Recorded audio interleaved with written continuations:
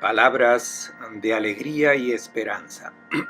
Es el domingo 29 del tiempo ordinario del año Dal B. Vangelo secondo Marco.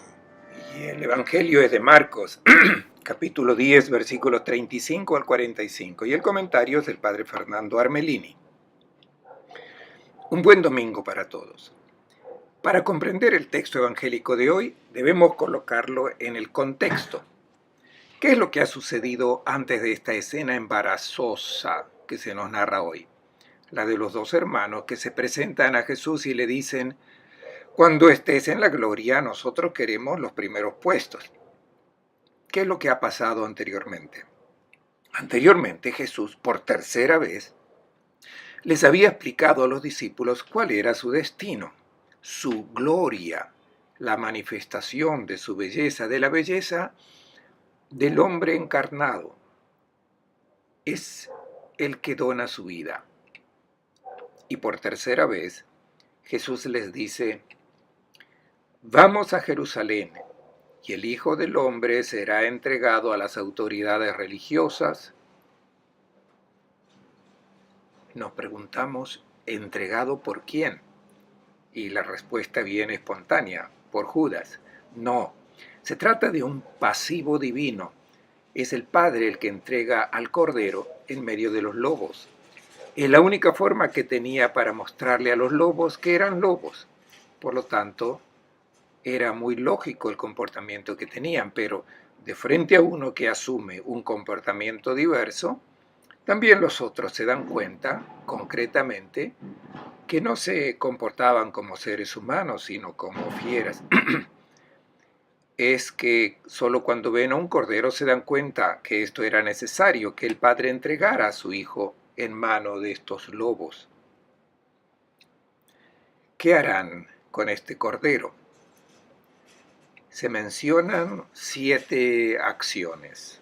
Lo condenarán a muerte, lo entregarán a los paganos, se burlarán de él, lo escupirán en la cara, lo flagelarán y lo matarán. Estas son las 6 acciones hechas por los hombres. Y la séptima acción es la de Dios. Dios lo resucitará. Esto muestra que la historia no acaba con la muerte del Cordero, sino con su gloria. Y a este punto, después que Jesús ha dicho cuál será su destino, ¿qué esperaríamos nosotros de los discípulos? Que intentaran disuadirlo y de no seguir caminando hacia Jerusalén. Y esperaríamos que les sugiriese que se detenga un poco, esperar que cambie la situación, pero nada de esto. Escuchemos cuál es su reacción. Se le acercaron los hijos de Zebedeo, Santiago y Juan, y le dijeron: Maestro, queremos que nos concedas lo que te vamos a pedir. Les preguntó: ¿qué quieren de mí? Le respondieron: concédenos sentarnos en tu gloria, uno a tu derecha y otro a tu izquierda. Jesús replicó: no saben lo que piden.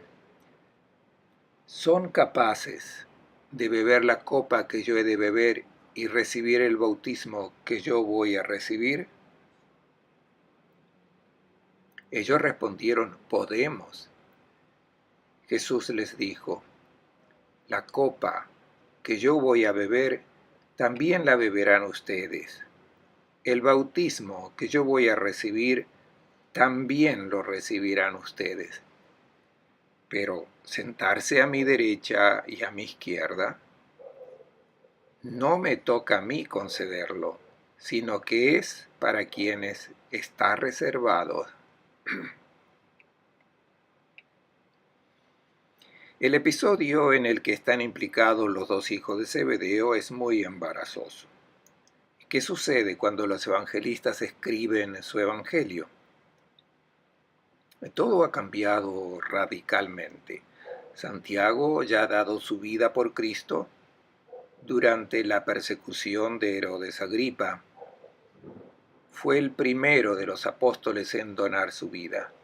Juan, su hermano, se ha trasladado a Éfeso y es muy apreciado en todas las comunidades porque era el único con vida de aquellos que han conocido al Señor. Esta es la razón por la cual el evangelista Lucas no narra este episodio que es poco edificante. Y el evangelista Mateo lo modifica y dice, no fueron ellos los que hicieron este pedido, sino su madre, que fue a implorar a Jesús de una manera muy educada, pidiéndole que se preocupara por sus dos hijos. No, los hechos son como los narra Marcos, que es el más cercano a lo que ha sucedido. Se trata de estos dos que estaban muy preocupados en ser los protagonistas. Se presentan a Jesús y utilizan una expresión poco educada. Le dicen, queremos que hagas lo que te vamos a pedir. Nos tienes que hacer caso. Jesús le responde, ¿qué quieren que haga por ustedes? Jesús los conoce bien. Sabe que sus discípulos tienen en mente sus sueños, esto es, convertirse en gente importante, en dominadores. Jesús ya se lo había dicho a Pedro, piensas como Satanás, reaccionas según los criterios de este mundo, según el criterio de la gente, y yo quiero liberarte de este dominio que te deshumaniza. Porque si te conviertes en un dominador, debes comprender que no eres persona, eres una fiera. Yo vine para liberarte de esta fuerza que te deshumaniza, que te hace desear el poder. Quiero que reacciones según los criterios de Dios. Quiero salvarte. Y esta es la salvación, no ir al paraíso, sino dejarse salvar hoy. Y se necesita tiempo, se necesita reflexión, se requiere una escucha continuada del Evangelio para asimilar este pensamiento que corresponde a lo que Dios quiere. Y Jesús es consciente que la opción que propone es repugnante para nuestra naturaleza, porque no nos viene espontáneamente el donar todo por amor. Lo que nos viene espontáneamente es lo opuesto, es acaparar para nosotros, que todos nos sirvan y sirvan a nuestro egoísmo. Y es por esto que Jesús es muy paciente. Y esta es su pedagogía. Ya conoce sus ambiciones porque durante 2 veces ya los había puesto en evidencia. Recordemos, por ejemplo, cuando en Cafarnaún les preguntó una vez en casa de qué hablaban en el camino. Jesús quiere hacer aparecer siempre ese demonio que los está guiando y quiere poner su espíritu dentro de ellos con su palabra. Les pregunta, ¿qué quieren que haga por ustedes? Sean sinceros, díganlo. Presenten sus sueños y luego los vamos a analizar juntos para ver si estos sueños de ustedes los pueden llevar a una realización auténtica de la vida humana. Notemos cómo Jesús no los reprende inmediatamente diciendo que están fuera de camino, que son orgullosos, que son ignorantes, que no comprendieron lo que ya les había dicho antes. No. Jesús quiere echar fuera lentamente a este demonio que los guía. Y esto es lo que nos pasa a nosotros en la oración. Es muy sano que expresemos nuestros sueños en la oración, porque podría ser que estén en sintonía con los de Dios. La oración es el momento cuando confrontamos con Dios nuestros proyectos para ver si Él está de acuerdo en que nosotros realizamos nuestras aspiraciones. Escuchemos esta invitación de Jesús a expresar nuestros deseos delante suyo. Le respondieron, concédenos sentarnos en tu gloria, uno a tu derecha y otro a tu izquierda. Emplean un ejemplo de lo que acontecía en las monarquías. Está el rey sentado en su trono, y a su derecha y a su izquierda estaban aquellos que compartían con el rey el poder. Con su pedagogía propia, Jesús ya ha obtenido el primer resultado. Hizo salir fuera lo diabólico que estaba presente en los dos discípulos. Ser grandes, ser los primeros, Pero esto es un deseo que todos llevamos dentro, la ha puesto Dios. Se trata de saber cómo llegar a ser los primeros, qué tipo de grandeza hay que buscar. El equívoco nace del término gloria. Jesús quiere involucrar a sus discípulos en su gloria, pero se trata de saber cuál es la gloria verdadera. Los dos hermanos conocen solamente un tipo de gloria, la que emerge y se destaca sobre los demás porque acumula dinero, poder, prestigio, porque tiene muchos servidores que se inclinan delante de ellos y les obedecen. Y este es el momento glorioso. No conocen otra gloria. Y por eso piensan que Jesús tendrá también su momento de gloria cuando los romanos sean vencidos y Jesús se sentará en el trono sobre Jerusalén. Esta es la única gloria en la que ellos piensan. Pero, ¿es esta la gloria en que Jesús piensa? ¿Es esta la verdadera grandeza? ¿Cuándo es que Él se transformará en glorioso? La palabra hebrea que se utiliza para decir gloria es kabod, que significa un momento de esplendor, una oportunidad en que uno presenta toda su belleza. Y también, cuando se habla de la gloria de Dios, se entiende la revelación de su belleza, de su grandeza, de su poder. Pero la gente ha proyectado en Dios su concepción de gloria y se imaginaron que Dios era glorioso cuando hacía pedazos a sus enemigos, también cuando se indignaba con los que no le obedecían y castigaba a aquellos que transgredían sus mandamientos. De esta manera Dios era glorioso, se mostraba en el culmen de su gloria. Pero la pregunta ¿es esta la belleza de Dios? ¿Es esta la gloria de Dios? Aquí está el equívoco. Esta no es belleza ni gloria, esta es brutalidad. Nosotros la hemos proyectado hasta en el rostro de Dios y es por esta razón que Dios ha venido en Jesús de Nazaret para hacernos ver su gloria, esto es, su belleza.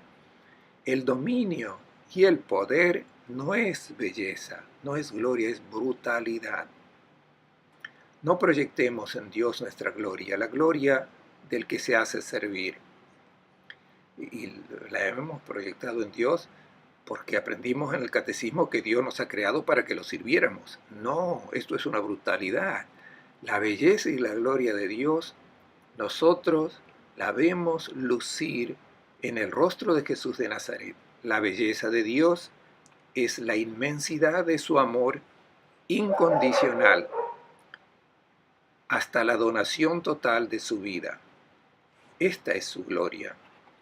Es lo opuesto de la que tienen en mente los dos hijos de Zebedeo.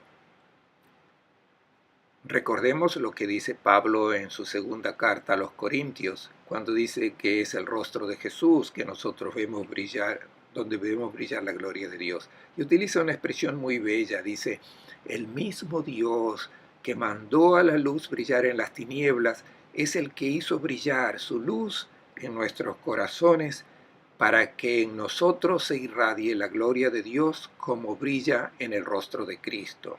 2 Corintios 4:6.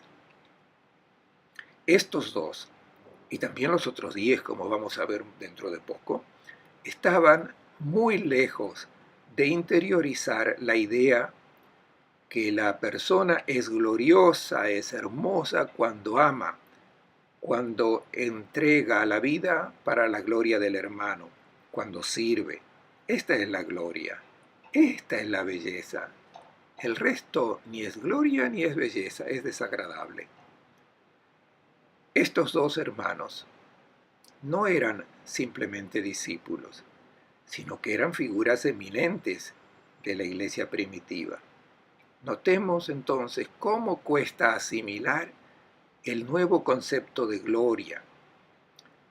La gloria que se revela en Jesús de Nazaret, que es el amor total e incondicional. Hoy en día aún los cristianos más ejemplares, más comprometidos, más disponibles a servir a los hermanos, los que colaboran activamente en todas las actividades de la parroquia, deben tener presente que a menudo son tentados también, igual que estos dos apóstoles eminentes, son tentados de replegarse sobre la concepción de la gloria, del querer aparecer, de querer hacerse ver. No, el discípulo de Jesús de Nazaret tiene otra gloria, la de buscar el último puesto y de sentirse servidor de todos. Debemos tener esto presente en la Iglesia, que esta compulsión que viene de la lógica del maligno está siempre presente. Recordemos esta frase famosa, muchas veces citada, que se encuentra en el libro Introducción al Cristianismo de José Ratzinger, que dice: para muchos, la Iglesia se ha convertido en obstáculo principal para la fe. ¿Por qué? No ven más allá que la ambición humana de poder. Tengámoslo presente para que en nuestra Iglesia sea eliminado todo lo que hace referencia al poder humano, a los palacios del poder, a ese polvo imperial del que muchas veces estamos contaminados. Jesús replicó: ¿son capaces de beber la copa que yo he de beber y recibir el bautismo que yo voy a recibir? Jesús emplea dos comparaciones, la de la copa, del cáliz, y la del bautismo. La primera, el cáliz. Beber del cáliz. Es una expresión que se encuentra en la Biblia, ya sea en sentido positivo, esto es, compartir la alegría con una persona, pero la mayoría de las veces en sentido negativo, esto es, participar en su destino. ¿Qué entiende Jesús al decir beber su copa? Significa compartir su elección, que es una vida entregada. Y veremos que al final de su vida, cuando Jesús elegirá como sello del intercambio de la unión de la vida del discípulo a la suya, será la Eucaristía, como el beber del cáliz, compartir su opción. Este es el centro del ser discípulo de Cristo. Y lo repito nuevamente, no nos repleguemos sobre cosas secundarias, aceptemos la propuesta que Jesús nos hace, que es la de compartir su cáliz. Luego, la imagen del bautismo. ¿Qué significa? Significa pasar hasta el fondo, pasar las aguas hasta la donación de la vida. Tener presente, tener parte en la gloria de Jesús significa para el discípulo compartir su destino. Esto es lo máximo de la belleza de una persona, el donar la vida por amor. Y esta debe ser también la gloria del discípulo. Y Jesús pregunta a los dos hijos del Zebedeo si están dispuestos, y sin dudarlo dicen: podemos. Quiere decir que no han comprendido. Como mínimo tendrían que haber reflexionado un momento antes de estar tan decididos. Si hubiesen comprendido, lo habrían pensado dos veces. Pensemos cuánta confusión existe todavía hoy en la Iglesia con esta gloria. Se deben eliminar todas las señales de la gloria de este mundo, las inclinaciones, las genuflexiones, el besamano, los títulos honoríficos. Todo tiene que ir descartado. De otra manera se sigue subiendo por la escalera para llegar a los primeros puestos, que es lo que ha creado la división al interior del primer grupo de los discípulos. Jesús les dijo: la copa que yo voy a beber también la beberán ustedes. El bautismo que yo voy a recibir también lo recibirán ustedes, pero sentarse a mi derecha y a mi izquierda no me toca a mí concederlo, sino que es para quien está reservado. Hoy sabemos para quién está reservado. Es para aquellos que hacen la opción de convertirse en servidores de los hermanos. Escuchemos ahora cuál es la reacción de los otros 10. Cuando los otros lo oyeron, se enojaron con Santiago y Juan.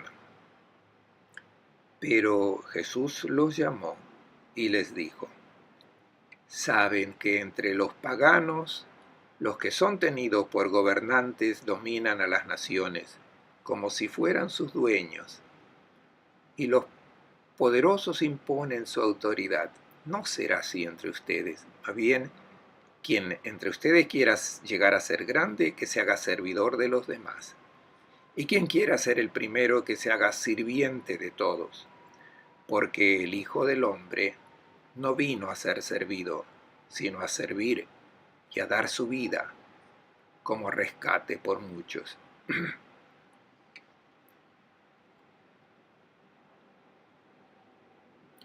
Los otros 10 se indignaron con Santiago y Juan.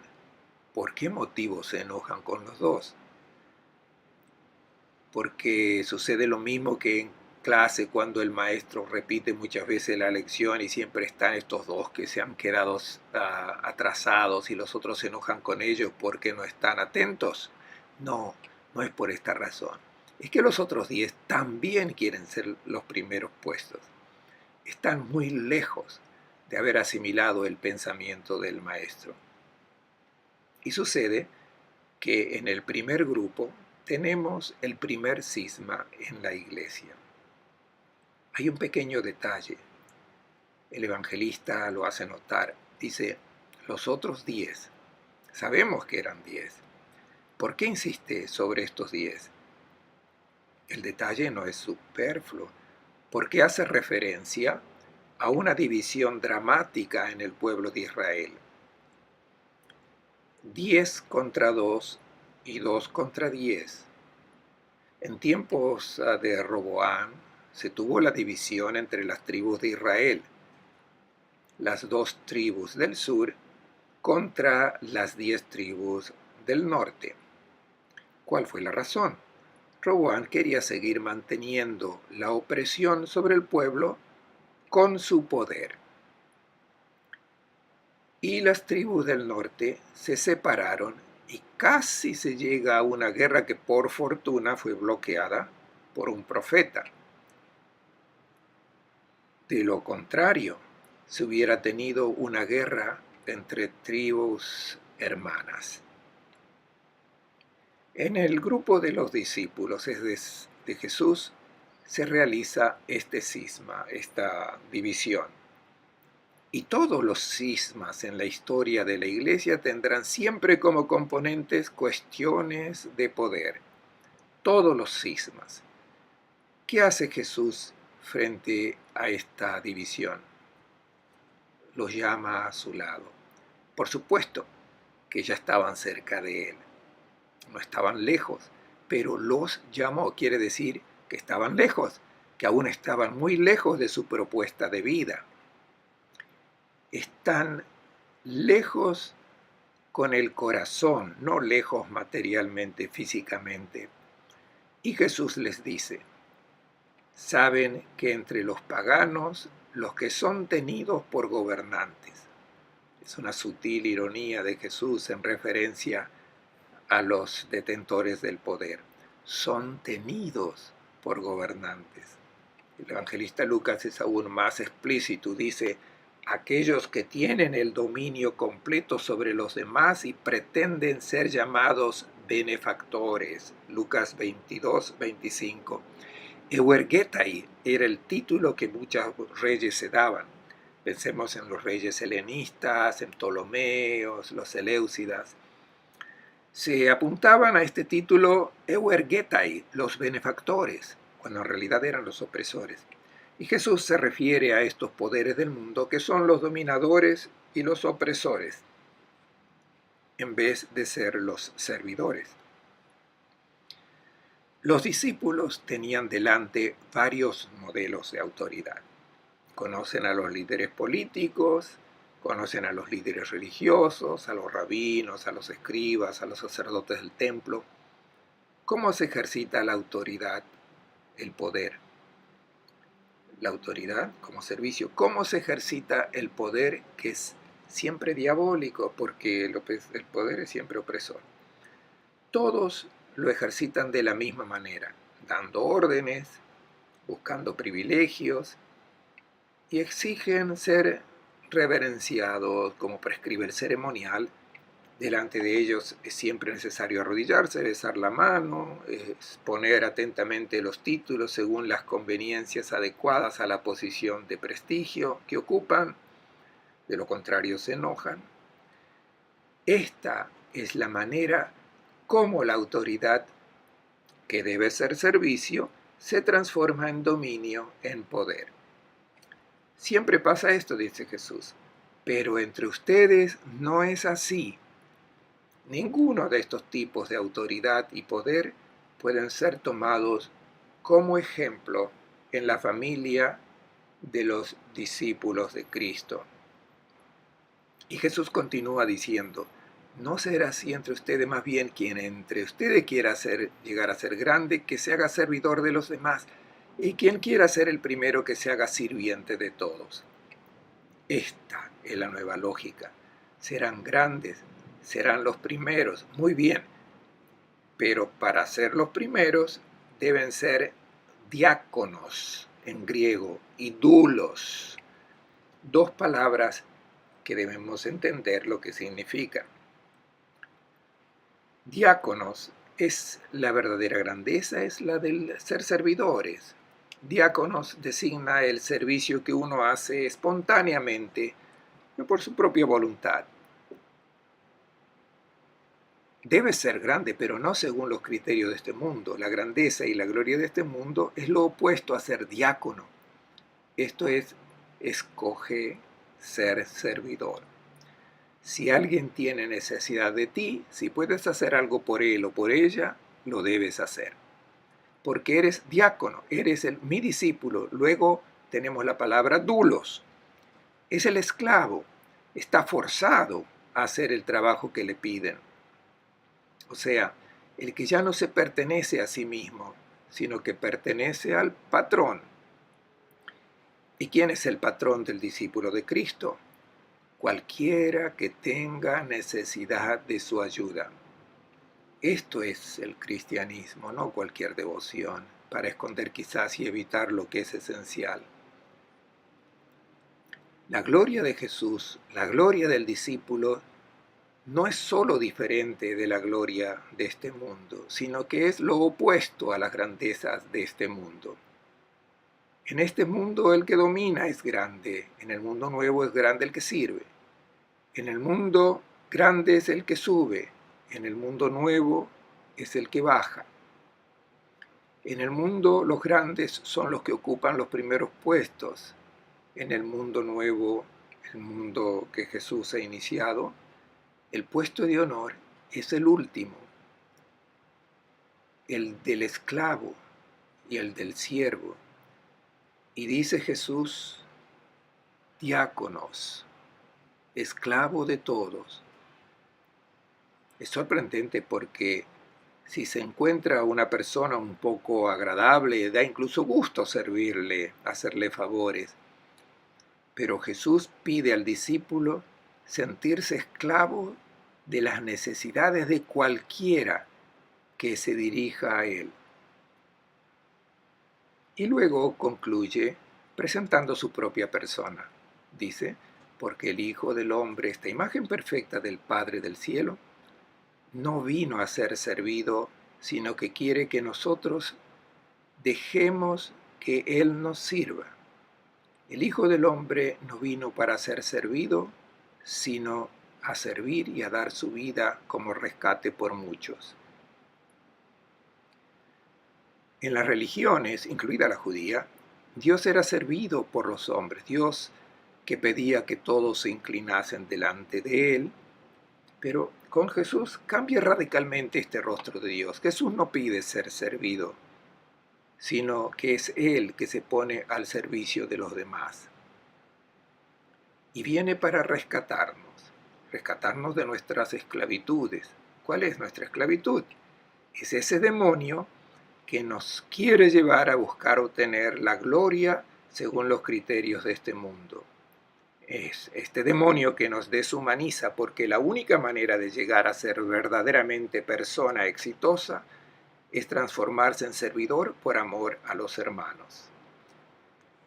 Les deseo a todos un buen domingo y una buena semana.